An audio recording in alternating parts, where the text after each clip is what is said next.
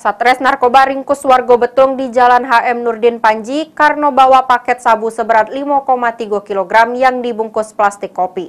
Juru pengakuannya tersangka inisial EP ini dapat upah Rp500.000.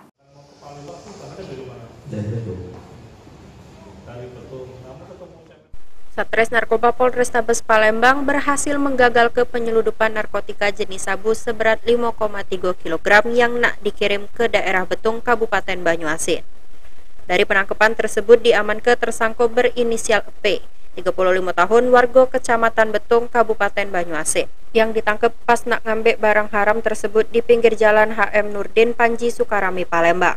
Kapolrestabes Palembang Kombes Pol Haryo Sugihartono ngungkapkan, kalau tersangka yang diamankan ini merupakan kurir yang disuruh oleh wong berinisial Y untuk ngambil barang tersebut di Palembang dengan upah Rp500.000. Namun belum sempat barang tersebut dibawa, pelaku bersama sabu seberat 5,6 yang dikemas bungkus kopi.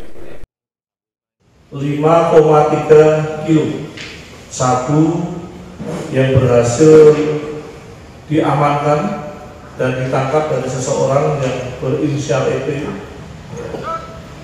Sabu ini terbungkus dalam sebuah kotak pak-pakan kopi. Ya, ini sudah mulai beralih. Kalau dulu kita sering menangkap dalam bentuk teh, ini sekarang kemasannya kopi.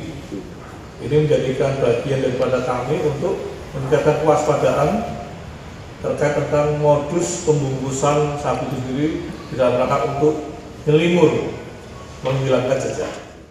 Selanjutnya untuk menanggung jawab ke perbuatannya, ini pelaku dijeblos ke sel tahanan Polrestabes Palembang dan terancam pasal 114 ayat 2 dan 112 ayat 2 Undang-Undang RI nomor 35 tahun 2009 tentang narkoba dengan ancaman hukuman mati atau seumur hidup. Heru Wahyudi, PAL TV.